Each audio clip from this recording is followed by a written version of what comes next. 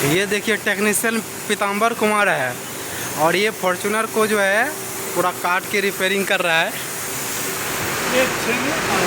और इसका ये छेनी है, इसका यहाँ हथौड़ी है, गाँव में भी डालेगा ही। तो आप देख पाएंगे कि ये फॉर्चूनर गाड़ी है जो कि पूरा मेजर एक्सीडेंट था।